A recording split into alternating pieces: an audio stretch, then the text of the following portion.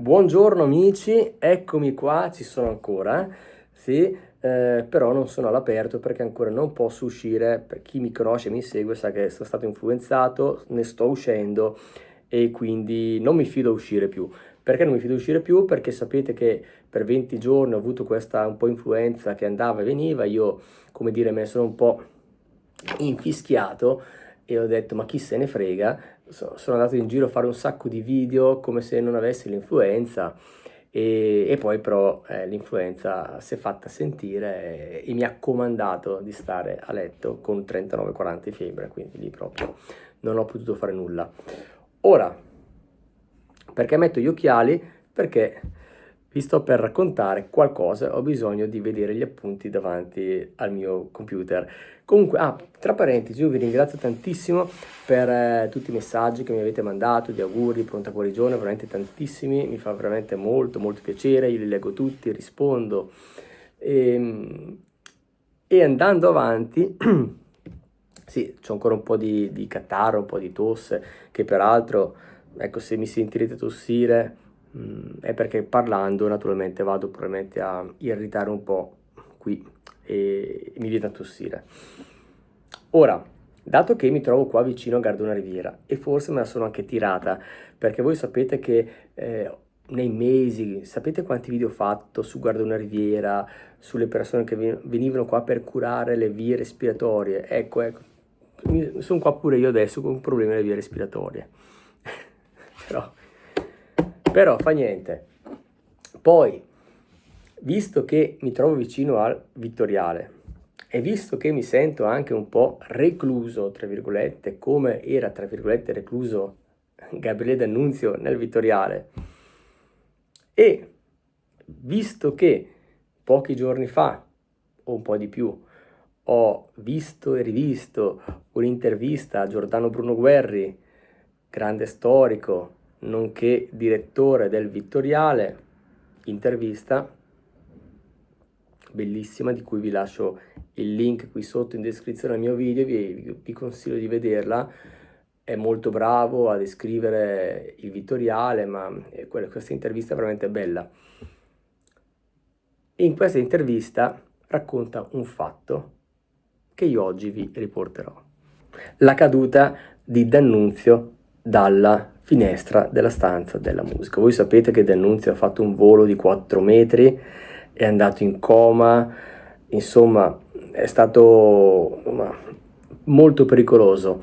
E com'è successo? Voi lo sapete. In questa intervista Giordano Bruno Guerri spiega che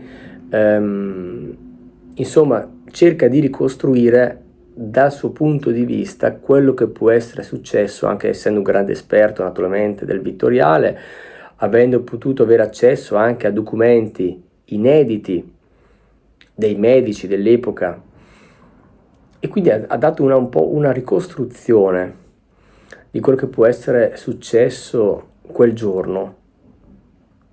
Quindi facciamo un salto indietro di 100 anni circa e ci troviamo nella stanza della musica. Luisa Baccara, sapete, la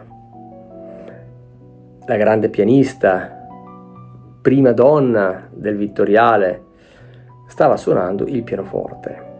Come dice Giordano Bruno Guerri, forse stava suonando Chopin o Debussy, probabilmente. E D'Annunzio era alle sue spalle, circa 1,5 metri dietro. E era seduto su questo davanzale della finestra. Immaginate un davanzale però molto ampio all'interno, quindi 70-80 cm, finestra, altro picco davanzale di 20-30 cm sull'esterno. Quindi avete presente quei davanzali che si vedono anche nei castelli con le vetrate, dove ci hanno spiegato che questi davanzali molto ampi servivano come sedute per poter per esempio lavorare all'uncinetto eccetera, per poter sfruttare la luce. Ecco, immaginate questi davanzali dai quali insomma è difficile cadere giù. D'Annunzio non era da solo su questo davanzale, c'era anche la sorellina sedicenne della Baccara, Yolanda, che peraltro in futuro diventerà l'amante di D'Annunzio. Sembra che D'Annunzio, insomma, ci stava, come dire, la stava forse importunando, insomma, allungava un po' le mani, no? E la Baccara, infastidita, comunque a conoscenza della situazione che stava succedendo alle sue spalle, pur se stava suonando, sembra si sia alzata di scatto, sia andata verso D'Annunzio con fare impetuoso e l'abbia spinto. Ora, anche come dice Giordano Bruno Guerri, probabilmente non con la volontà di buttarlo di sotto, ma magari semplicemente con un avvertimento, uno sfogo di rabbia, un dire guarda che ti ho visto, so cosa stai facendo, smettila. Sta di fatto che D'Annunzio è caduto giù, è caduto da 4 metri di testa, è andato in coma. E peraltro, non so se lo sapete, che pochi giorni dopo avrebbe dovuto incontrarsi con Mussolini e con Nitti per evitare la marcia su Roma. Quindi ora, a causa dell'incidente, ovviamente l'incontro non avviene, e questo magari potrebbe avere indirettamente cambiato il corso della storia, favorendo gli eventi che portarono forse all'ascesa del fascismo. Questo non lo sappiamo, però vi racconto anche questo fatto. Bene, questo è quello che è successo quel giorno nella stanza della musica. Per quanto riguarda il Vittoriale, io ho fatto un video abbastanza lungo, lo trovate nel canale, ma vi metto un link anche qui sotto se volete andarlo a rivedere.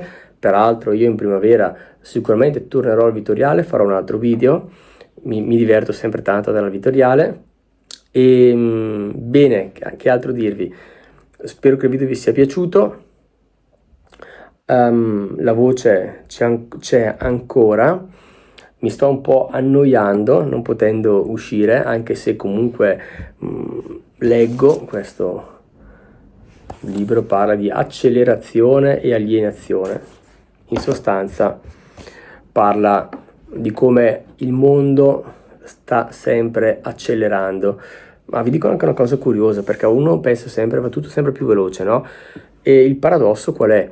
Che se voi ci pensate, almeno come spiega questo libro, non c'entra niente con D'Annunzio, ma mi è venuto in mente, so che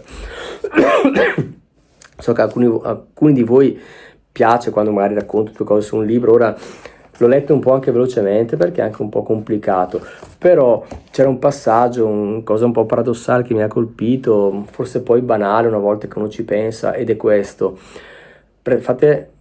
Pensate per esempio al passaggio da mandare un fax alle mail, no? Mandare un fax era una cosa, diciamo, più laboriosa, più lenta, no? Mandarlo, poi arrivano le mail, è tutto un po' più veloce. Quindi se uno ci pensa, dice, è tutto accelerato, l'email dovrebbe aiutarmi ad avere più tempo. Perché se prima per mandare un fax ci impiegavo, che ne so, 5 minuti, prendi la carta, metti dentro, collegati, fai il numero, schiaccia, controlla che sia andato, zzz, ok? Adesso l'email, una volta scritta, un secondo e l'email va. E uno dice, allora perché ho meno tempo? E sostanzialmente il libro dice, perché avendo più tempo a disposizione, lo impieghiamo non per fare altro, ma per mandare più mail ancora, e di conseguenza più mail mandiamo, qualcuno ne riceverà di più, ne leggerà di più, e quindi siamo sempre in questa ruota dell'accelerazione dove non riusciamo ad uscirne, no? Quindi la tecnologia, invece a volte di aiutarci ad avere più tempo libero, siamo noi stessi che la sfruttiamo per incatenarci. Comunque, a parte ciò, bene, vado un po' a fare un po' di pianoforte, sono tentato a uscire a fare una piccola passeggiata, andare in centro a Salò, però meglio di no. Va bene, spero che il video vi sia piaciuto e ci vediamo in un prossimo video, fuori magari.